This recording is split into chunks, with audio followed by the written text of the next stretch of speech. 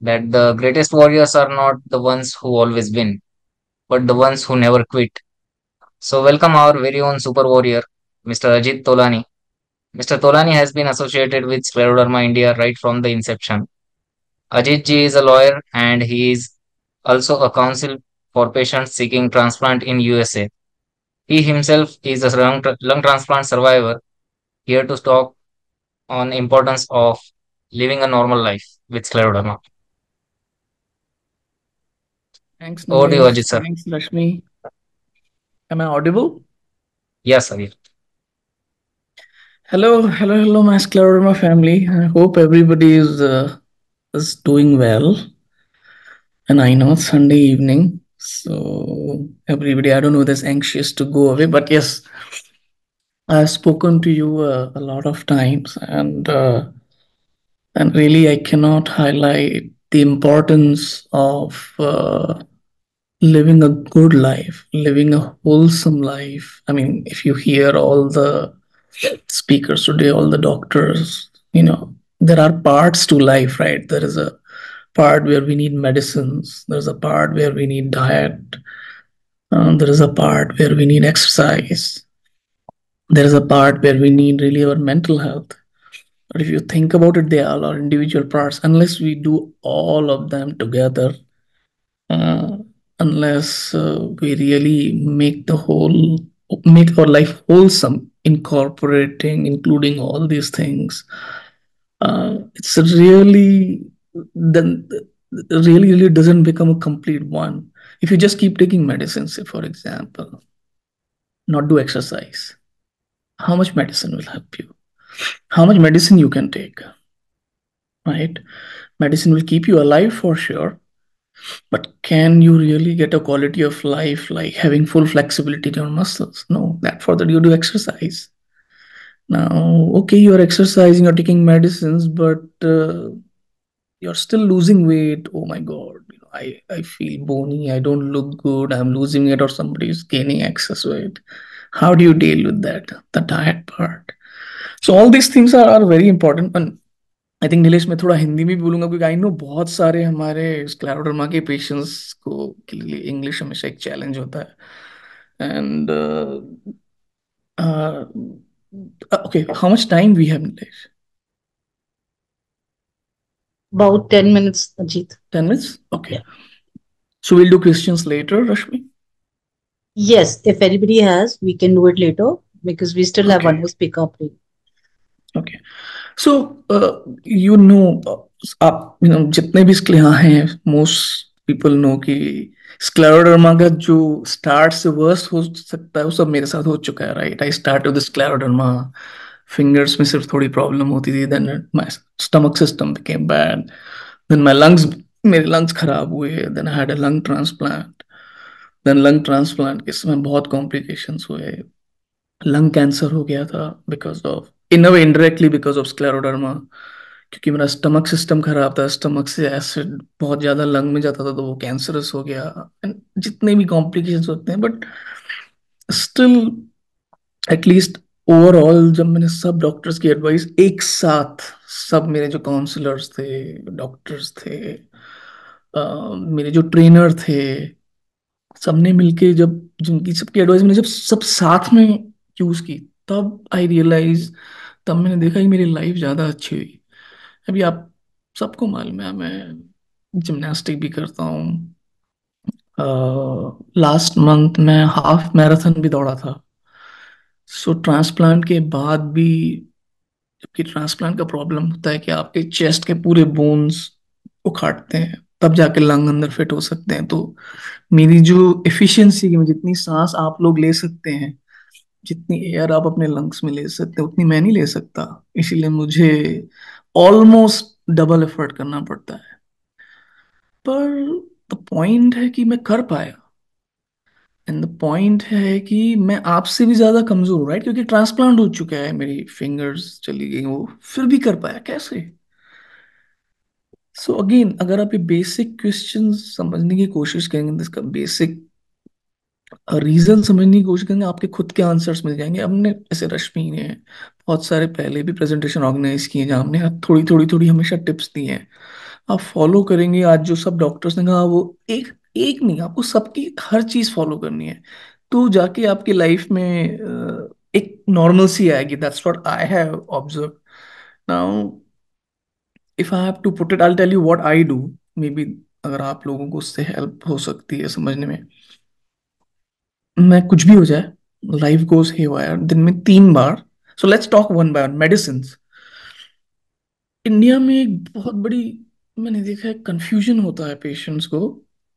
हम मेडिसिन कब लेनी है? दिन में 3 बार लेनी है, सुबह दोपहर शाम, है ना?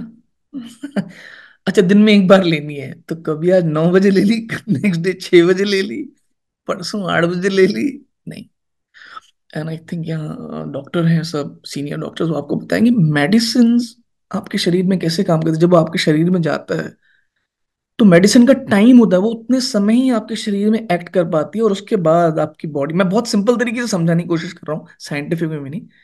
तो मेडिसिन वो थोड़ी देर बाद आपके बॉडी से आपकी किडनी, आपके लिवर, जो भी ऑर्गन उसको एक्सक्रीट आउट कर देते हैं, बाहर निकाल देते हैं। तो जब दिन में 3 बार दवाई बोली है, तो इसका मतलब क्या है? दिन में 24 घंटे होते हैं। इसका मतलब वो दवाई 8 घंटे काम करती है ना, 1/3। तो 8 8 8, तो आपको हर 8 घंटे के गैप लेना, आपको फिक्स टाइम पे लेना है। आप बोलेंगे ना, सुबह मैंने 9 बजे नाश्ता किया, ले लिया, फिर मुझे 2 बजे मैंने लंच कर लिया आज, तो ले ली, और रात का डिनर मैंने 9 बजे किया रात का, तब ले ली। No, it's not gonna work.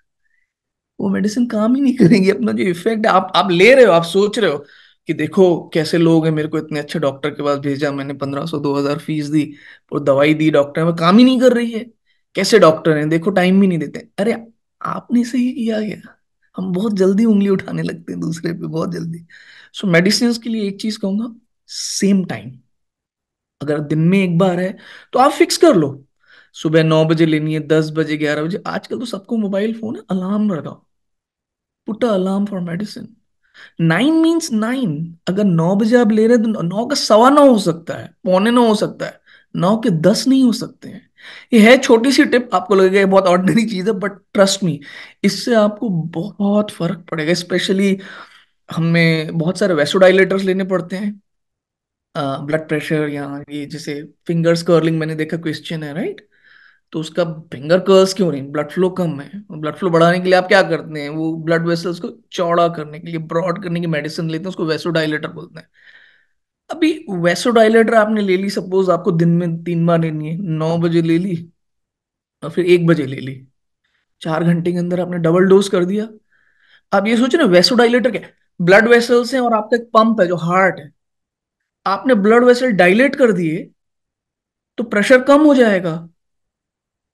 आप ट्यूब कभी अपनी का बाहर गार्डनिंग में पानी दिया है? अगर आप उसको पाइप को फिंगर रखेंगे तो प्रेशर बढ़ जाता है, और फिंगर हटा दोगे तो प्रेशर कम हो जाता है। वैसे ही हमारी बॉडी है, ब्लड प्रेशर उसी को कहते हैं। आपने सुबह 9 बजे वैसोडाइलेटर लिया और 1 बजे डायलेट वापस ले लिया, तो आपका ब्लड प्रेशर डाउन हो जाएगा। फिर आप भागते हो, अरे चक्कर आ रहे हैं, अरे ये आ रहा है, अरे वो आ रहा है। इसीलिए हर मेडिसिन, स्पेशली हम लोग सब वैसोडाइलेटर लेते हैं, सब इम्यूनोसप्रेशन। अब इम्यूनोसप्रेशन, सपोज आप दिन में 1 बार सेलसेप लेते हैं, सेलसेप टॉक्सिक होता है आपकी किडनी में। आपने ये दिन में 2 बार वाली ली है, आई नो मोस्ट पेशेंट को 500 मिलीग्राम पर डे, 1 ग्राम पर डे, या 1 gram twice a day, 500 milligram twice a day होती है, right? Most of us would be taking it, Rashmi would agree to this. सुबह 9 बजे ले रहे हो, शाम को 6 बजे ले रहे हो, आप टॉक्सिसिटी बढ़ा रहे हो बॉडी की। पहली वाली मेडिसिन बॉडी से बाहर गई नहीं, आपने दूसरी टर्म कर दी। इट्स नॉट, उससे आपकी किडनी पे प्रेशर आता है, फिर आप बोलते देखो जी किडनी खराब हो गई, ये हो गया।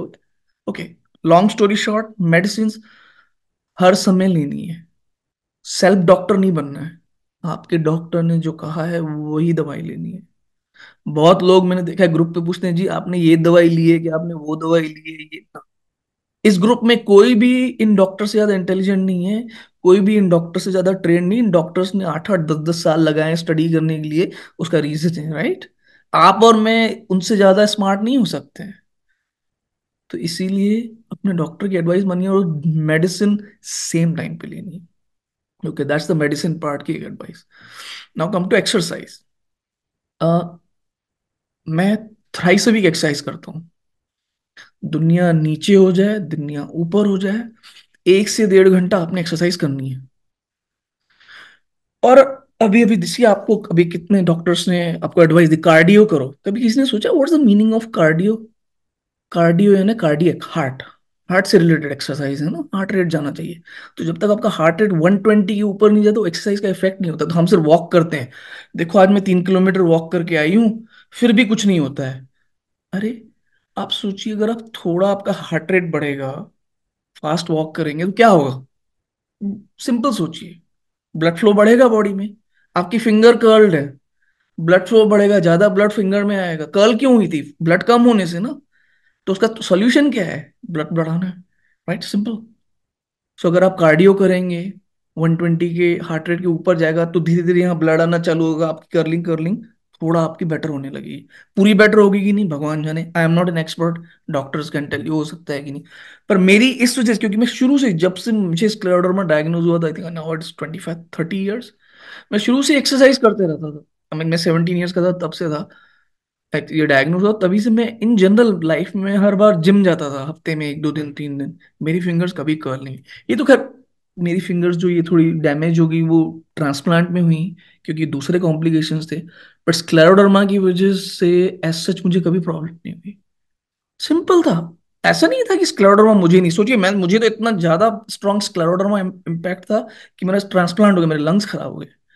वो एक अलग स्टोरी है। बट फिंगर्स जो आपका कॉमन प्रॉब्लम है, स्किन, मेरी skin, I mean it's okay, it's not bad, it's not good also, but आप विमेन, और जैसे अभी किसी ने कहा भाई मैक्सिमम फीमेल को होता है ये, तो आप अगर आप एक्सरसाइज करेंगे, ब्लड फ्लो बढ़ेगा, आपका स्किन हमेशा बेटर रहेगी। So again long story short, 3 times a week exercise जो भी आपने करनी है, इतने सब एक्सपर्ट्स ने आपको रिकमेंड की ये एक्सरसाइज कीजिए, वो इट्स वेरी इंपॉर्टेंट कि आप करें।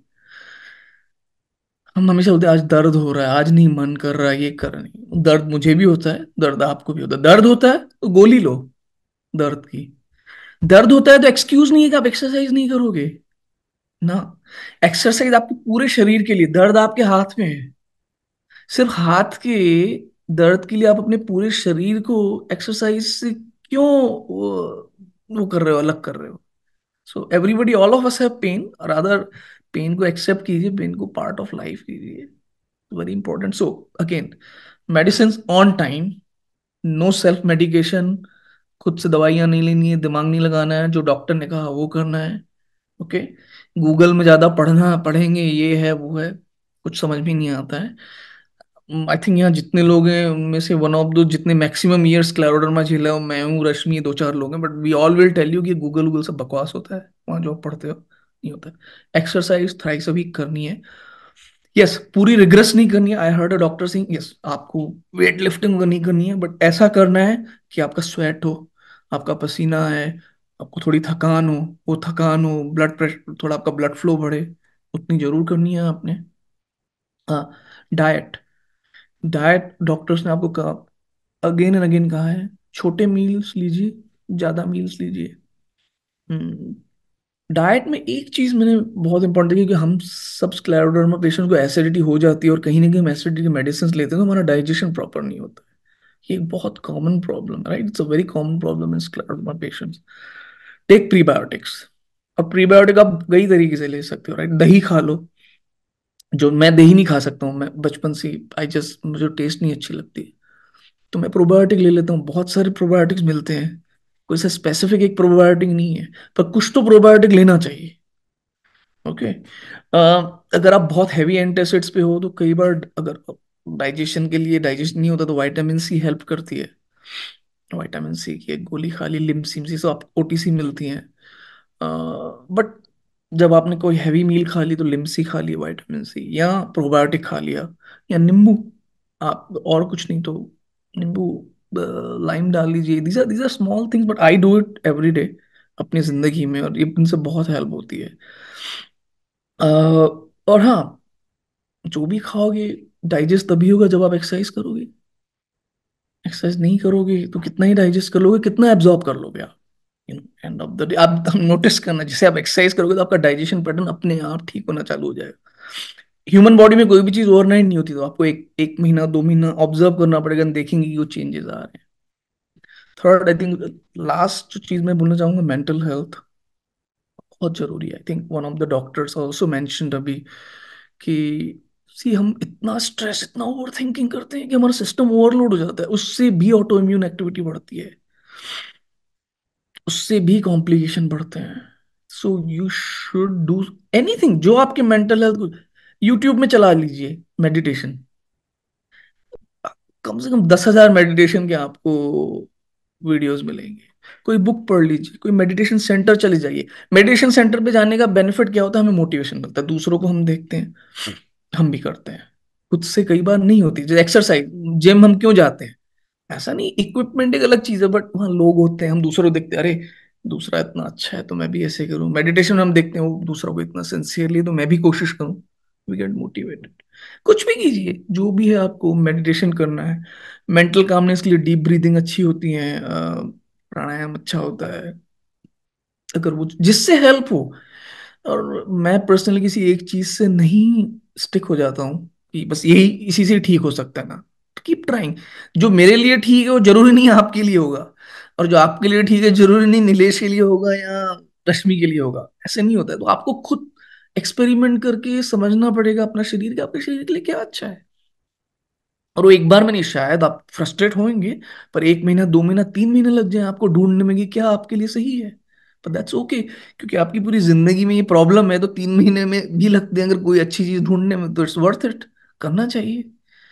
सो again, long story short, meditation कीजिए, कोई भी मेंटल हेल्थ कामनेस की एक्टिविटी कीजिए।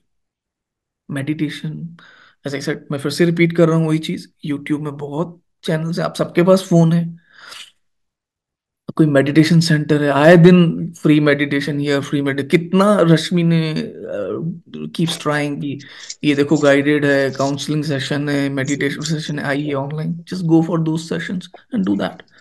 So my advice for healthy living would be these, that do all these things together, do all of these things.